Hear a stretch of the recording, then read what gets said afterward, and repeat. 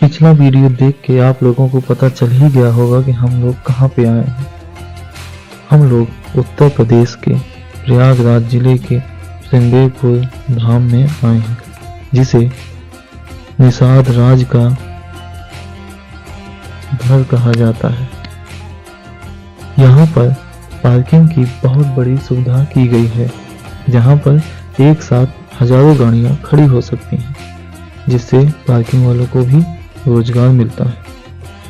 चलते चलते हमें कुछ स्टॉल दिखाई दिए, जहाँ से यह भी होता है कि लोगों को यहाँ पे रोजगार भी मिला है। धीरे धीरे चलते चलते हम अंदर जाते हैं तो पता चलता है रामायण में निषाद राज श्रृंगेरपुर के राजा थे। उनका नाम गुहाय राज था। वे आदिवासी समाज के थे। निषाद का अर्थ ही होता है, और उन्होंने ही वनवास काल में भगवान राम, माता सीता, भैया लक्ष्मण को केवट राज जी से कहकर गंगा पार करवाया था। निषाद राज राम जी के बाल सखा थे। वे मतलब निषाद राज और श्री राम के एक ही गुरुकुल में रहकर शिक्षा प्राप्त की थी। निषाद राज पार्क 32 करोड़ की लागत से बना निषाद राज पार्क है। निषाद राज पार्क श्रृंगेरपुर के राजा निषाद राज की प्रतिमा 51 फीट की अष्टधातु की है।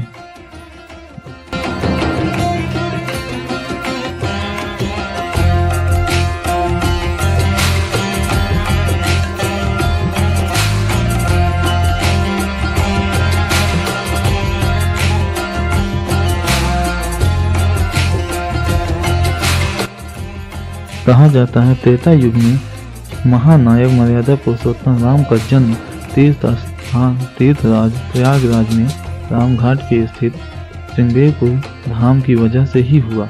रघुवंश के विस्तार के लिए भगवान दशरथ श्रृंगेरपुर के श्रृंगी ऋषि के यहाँ पुत्रेष्टि यज्ञ करवाया था, जिसकी हवि से खीर खाने से तीनों रानियों को संतान प्राप्ति हुई थी।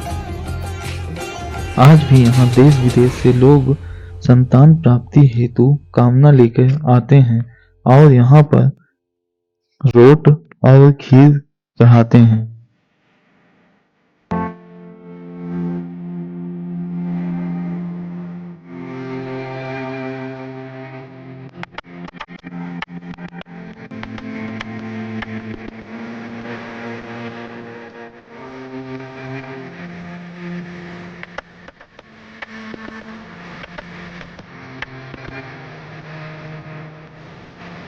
आप लोगों ने 360 डिग्री पूरा परिसर देख लिया। अब चलते हैं भगवान श्री राम और निषाद राज के पास। हम चल दिए थे धीरे धीरे निषाद राज के पास। कहा जाता है 51 फीट की अष्टधातु की इनकी मूर्ति है और जमीन से इनके सर तक की कुल दूरी है, कुल लंबाई है 80 फीट।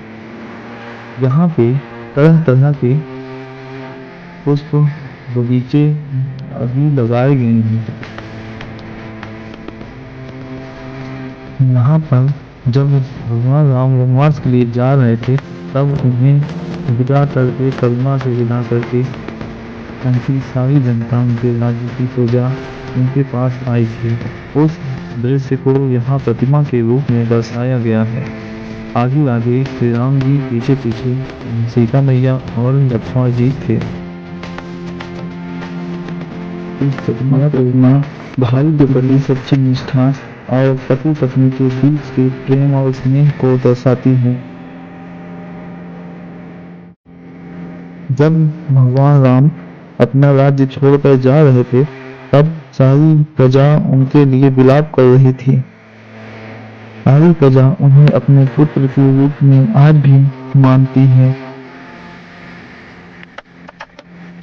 यहाँ के राजा निषाद राज उनके बचपन के मित्र होने के कारण उन्होंने भी जाने से इन्हें रोका था, लेकिन इन्हें मुस्कुराते हुए उनकी बात को टाल दी और वनवास के लिए आगे बढ़ गए। उन्होंने आग्रह किया था कि निषाद राज हमें नदी पार करवा दें, अर्थात मैया गंगा को पार करवा दें। निषाद राज ने केवट राज जी से कहा था कि उन्हें गंगा पार करा दें। गंगा पार कराने के लिए केवट ने चालाकी से उनके चढ़ाव धोए थे। चलिए हम चलते हैं कॉरिडोर की तरफ, जहाँ पर आश्रम दिखाया गया है। और हम बढ़ते हैं धीरे धीरे कॉरिडोर की तरफ, जहाँ पर आश्रम और आराम करने के लिए थोड़ी सी व्यवस्था, थोड़ी क्या बहुत सारी व्यवस्था बनाई गई है।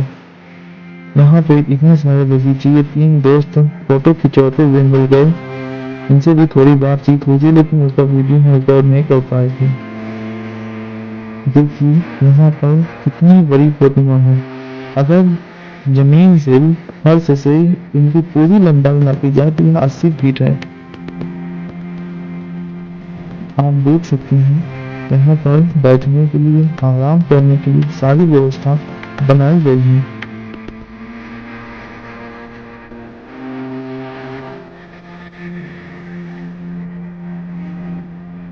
अभी तो यहाँ बैक साइड है, हम आपको फ्रंट साइड से, एकदम फ्रंट से आके दिखाएंगे कि यह कितनी सुंदर प्रतिमा है अष्टधातु की।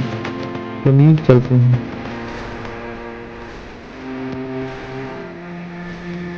आप लोग देख सकते हैं यहाँ पर राजा राम और राजा निषाद राज के मिलन स्थल को कितनी अद्भुत रूप से सजाया गया है, दिखाया गया है। यह इतिहास और पौराणिक कथाओं का एक जीता जागता उदाहरण है। आज के दिन भीड़ भी बहुत अधिक थी और हमें शूटिंग करने में भी थोड़ी परेशानी हो रही थी, लेकिन हमने हार नहीं मानी और धीरे धीरे सारी प्रांगण का शूट करने के लिए ठान लिया। यहाँ पे बहुत सारे परिजन छुट्टी मनाने और इस दृश्य को देखने के लिए आए थे।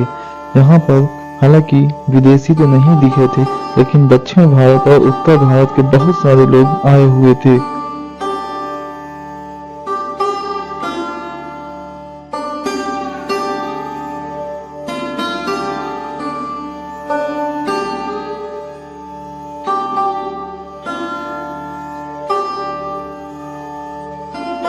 हम लोग निषाद राज जी के प्रतिमा के पास से उतरकर अब धीरे धीरे कुटी की तरफ बढ़ रहे थे। वहां पे बहुत सारी भीड़ थी, लेकिन फिर भी हम इंतजार कर रहे थे कि भीड़ हटे, तब हम अच्छे से शूटिंग कर पाए। शूटिंग हुई। यहाँ पे देखिए रामचंद्र जी, माता सीता जी बैठी हैं और भैया लक्ष्मण खड़े थे। यहाँ पे 2 हिरण भी बनाए गए हैं। कितने सुंदर सुंदर फूल भी लगाए गए थे। इन फूल का नाम मुझे मालूम नहीं था।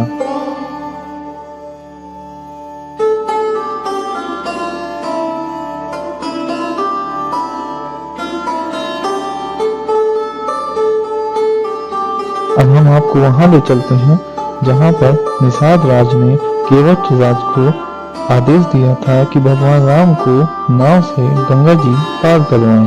तो हम लोग चल देते हैं उस नाव के पास। तो देख सकते हैं आपको नाव दिख रही है। ये कितनी अच्छी फूल से, हालांकि फूल इसमें लगे ही नहीं हैं अभी, लेकिन कलियां लगी थी, बनाए गए थे। और ये थोड़ा सा नाले टाइप का बनाया गया था। हालांकि अभी इसमें पानी नहीं हो आ रहा है, लेकिन गंदगियां अभी मचा रहे हैं लोग। तो हम लोग धीरे धीरे पहुंच जाते हैं उस जगह जहां पर वह नाव दर्शाई गई है। यहीं से और इसी जैसी नाव से केवट ने भगवान राम को गंगा नदी पार करवाई थी। और गंगा नदी पार करवाने के लिए उन्होंने कहा कि मैं आपके चरण धुलूंगा, नहीं तो मेरी नाव एक स्त्री का रूप ले लेगी। ऐसा कहकर केवट ने उनके चरण धुले थे और आशीर्वाद लिया था। तो भगवान राम जी ने यहाँ पे उनको मुद्री दी थी, आई मीन अंगूठी उनको दी थी।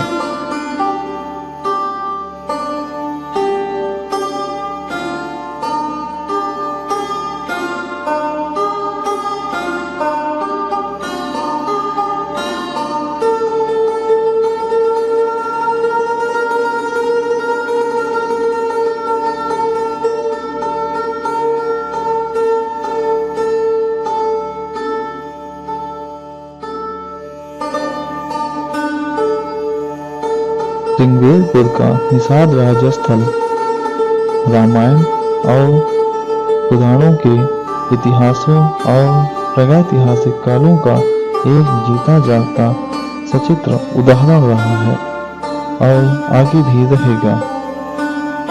निषाद राज पार्क में फाउंटेन भी लगाए गए हैं, जो कि रात में इसमें लाइट भी लगाई गई और रात में जलने पर ये बहुत ही सुंदर दिखाई देते हैं।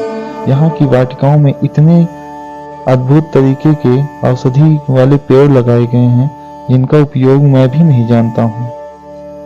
आप लोग जानते हैं तो कमेंट में बताइएगा।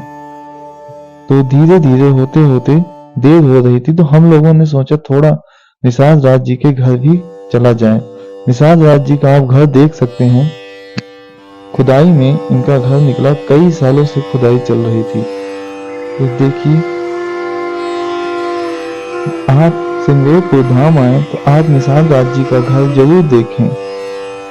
और निषाद राज पार्क में सारी सुविधाएं दी गई हैं। आपको यह वीडियो अच्छा लगा हो तो लाइक शेयर कमेंट जरूर करें और एक बार जरूर घूम के आए निषाद राज।